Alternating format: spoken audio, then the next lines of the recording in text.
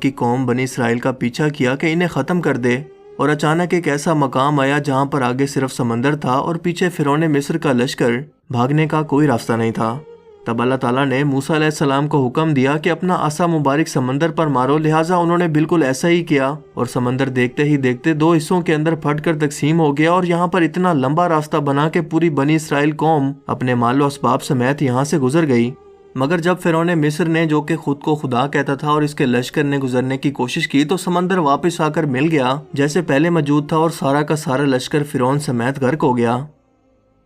اس طرح سے ڈوب کر مارنے کے بعد سمندر نے صرف فرعون کی لاش کو سمندر سے باہر پھینک دیا، جبکہ باقی لشکر کا کوئی نام و نشان نہیں ملا، اور یوں آہستہ آہستہ کر کے وقت گزرتا گیا۔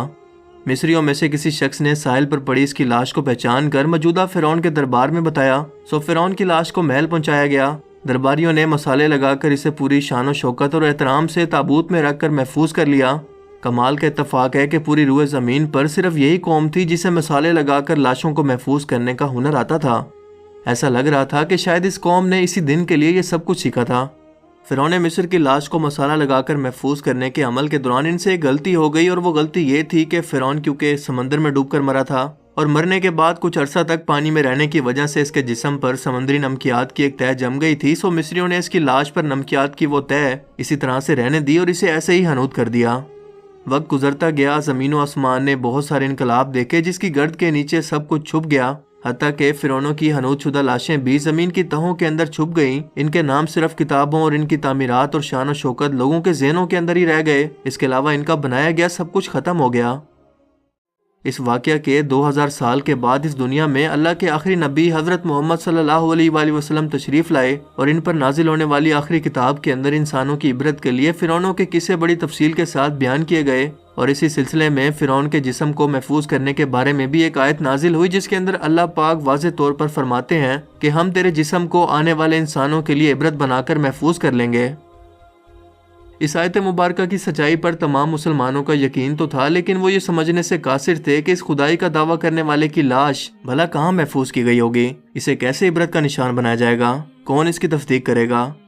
یہ اتنا نازک معاملہ تھا کہ ذرا آپ خود سوچ کر دیکھیں کہ قرآن پاک کے اندر بیان کیے گئے اللہ تعالیٰ کے تمام الفاظ میں سے اگر صرف یہ ایک آیت مبارکہ بھی یا اللہ تعالیٰ کا یہ دعویٰ نعوذ باللہ غلط ثابت ہو جاتا تو غیر مسلم کفار کے سامنے مسلمان کس منہ سے باقی قرآنی آیات کا دفاع کرتے؟ مگر یہ اللہ تعالیٰ کا کلام ہے جس کے اندر شک کی کوئی گنجائش نہیں، اسی لیے ہر دور کے اندر اس نے اپنے آپ کو اور اپنے ایک ایک الفاظ کو منوایا۔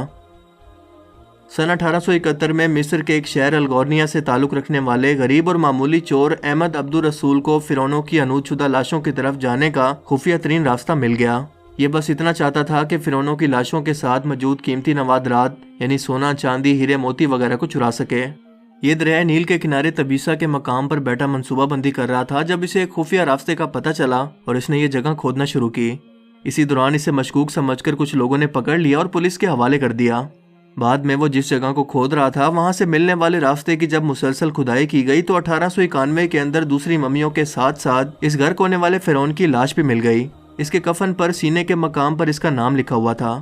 ان ممیوں کو ماہرین اپنے ساتھ قاہرہ لے گئے، جہاں پر جب اس کا تفصیل سے جائزہ لیا گیا تو فرعون والی ممی پر جمی ہوئی نمکیات کی تہ سے اس بات کی تصدیق ہو گئی کہ یہ وہی فرعون ہے جسے پانی میں غرق کر کے اللہ تعالیٰ نے نشان عبرت بنانے کا وعدہ کیا تھا۔ پوری دنیا میں کھلبلی مچ گئی۔ اس کی تصدیق کے لیے دنیا بھر کے ماہرین آثار قدیمہ اور سائنسدان مصر کی طرف امٹ پڑے۔ مختلف سائنسی ٹیسٹ کرنے کے بعد دنیا بھر کے سائنسدانوں نے تصدیق کر دی کہ دوسری سب لاشوں کی نسبت صرف اس ایک فرعون کی لاش پر ہی سمندری نمکیات کی تہ جمی ہوئی تھی جس نے اسے محفوظ رکھا اور گلنے سڑنے سے بچائے رکھا۔ اس تصدیق کے بعد اسے فائنلی فرعون کی لاش قرار دے کر میوزیم کے اندر محفوظ کر دیا گیا۔ سن 1982 کے اندر یہ ممی خراب ہونے لگی تو اس وقت کی مصری حکومت نے فرانس کی حکومت کو درخواست کی کہ اسے خراب ہونے سے بچایا جائے اور جدید سائنسی انسٹرومنٹس کی مدد سے اس کی موت کی وجہ کو بھی معلوم کیا جائے۔ چنانچہ مصری اور فرانسیسی حکومت نے مل کر اس ممی کو فرانس لے جانے کا انتظام کیا۔ جب فرعون کی لاش کو فرانس پہنچایا گیا تو ایئرپورٹ پر اس دور کے فرانسیسی صدر بذات خود حکومت کے تمام اعلیٰ عہدیداروں، تمام وزراء اور فوج کے افسران کے ساتھ اس کے استقبال کے لیے موجود تھے۔ یہاں فرعون کی لاش کا استقبال کسی عظیم زندہ بادشاہ کی طرح کیا گیا۔ فوجی دستوں نے اسے سلامی دی اور اس کی ممی کو ماہر ڈاکٹروں کی ٹیم کے حوالے کر دیا گیا۔ اس ٹیم کے سربراہ تھے ڈاکٹر مورس بوکائے جو مذہبی طور پر کرسچن تھے۔ جب مائکروسکوپک ٹیسٹوں کے ذریعے ممی کے تمام اعضاء کا باریک بینی سے جائزہ لیا گیا تو معلوم ہوا کہ اس کی لاش اور جسم کے اندر سمندری ذرات ابھی تک موجود ہیں۔ یعنی یہ کنفرم ہے کہ اس کی موت سمندر میں ڈوبنے کی وجہ سے ہی ہوئی تھی، کیونکہ سمندری پانی کے اندر ہی اس قدر نمکیات پائے جاتے ہیں۔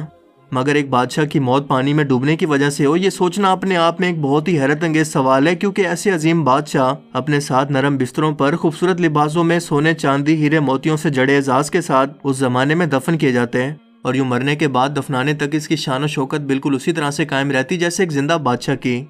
ڈاکٹر مورس کے لیے بھی ایک حیرت کی بات تھی، اور اسی تجسس میں اس نے اس ممی کے بارے میں مزید جاننے کی کوشش کی تو اسے معلوم ہوا کہ اس بادشاہ کی موت کے حالات مسلمانوں کے نبی حضرت محمد صلی اللہ علیہ وآلہ وسلم پر نازل ہوئی کتاب قرآن پاک کے اندر آج سے 1400 سال پہلے تفصیل سے درج ہیں۔ اسے پتا تھا کہ جہاں سے یہ لاش ملی ہے وہ ایک اسلامی ملک ہے، چنانچہ تجسس کے ہاتھوں مجبور ہو کر وہ مصر پہنچا۔ یہ کیونکہ ایک سائنسدان تھا، اسی لیے اس نے مصر کے ایک سائنسدان سے ملاقات کی جس نے اسے قرآن پاک کھول کر سورہ یونس کی آیت 90 تا 92 کا ترجمہ لفظ بہ لفظ سنایا، جس میں فرعون کی خدائی کا دعویٰ، اس کا پانی میں ڈوب کر مرنا اور پھر پانی سے نکال کر اس کی لاش کو محفوظ کرنے کا وعدہ اللہ تعالیٰ نے واضح طور پر کیا ہوا تھا۔ ان قرآنی آیات کا اشارہ بالکل واضح تھا اور صرف ایک جانب تھا کہ تجھے میں مرنے کے بعد آنے والوں کے لیے محفوظ کر کے عبرت کا نشان بنا دوں گا۔ ڈاکٹر مورس نے جب اس قرآنی آیات کا ترجمہ پڑھا تو بے اختیار چلا اٹھا کہ بالکل قرآن سچی کتاب ہے، اس کا ایک ایک لفظ اور اللہ کے پیغمبر حضرت محمد صلی اللہ علیہ وآلہ وسلم سچے ہیں۔ اسی وقت کلمہ پڑھا اور مسلمان ہو گیا۔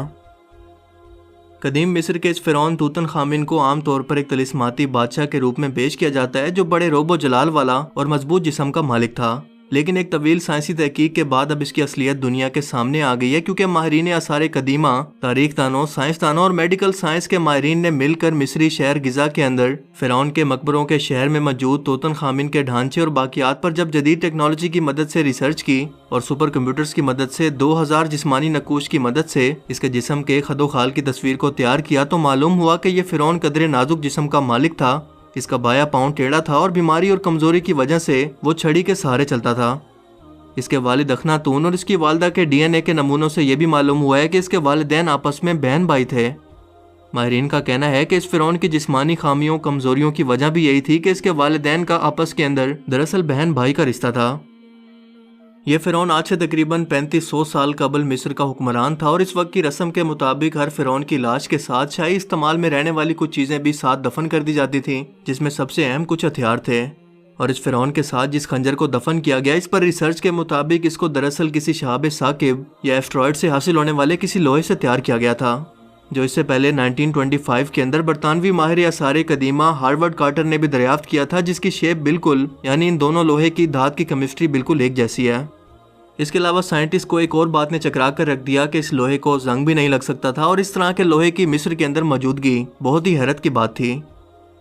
Meteoritics and planetary science magazine میں پبلش ہونے والی ایک رپورٹ کے مطابق مصر اور اٹلی کے ریسرچرز نے اس خنجر کے لوہے کی بناوٹ کی تصدیق کرنے کے لیے بیرونی ایکس رے کی تکنیک کو استعمال کیا، اور اس کی تحقیق کی مرکزی کردار ڈینیلا کوملی کا کہنا ہے کہ اس دھات کا موازنہ اس ایسٹرائڈ سے کیا جا سکتا ہے جو کہ مصری بحر احمر والے ساحل پر 2000 کلومیٹر کے دائرے میں کبھی گرا تھا۔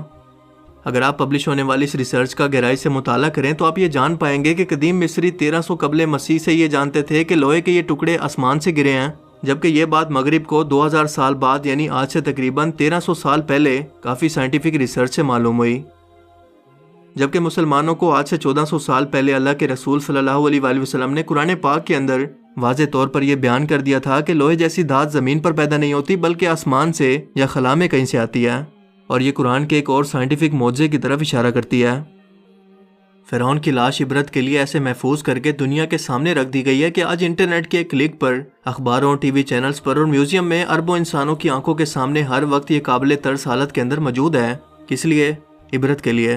سوچنے کے لیے کہ عبادت کے لائق اور ہمیشہ رہنے والی صرف ایک ہی ذات ہے جو کہ سب کا خالق اور مالک ہے، سب کا رازق ہے۔ اور اگر دنیا کے انسانوں میں واقعی کوئی خدا موجود ہے تو اپنی قوم کو تباہ ہونے سے پہلے خود کو ہی اللہ تعالیٰ کے عذاب سے بچا کر دکھا دے۔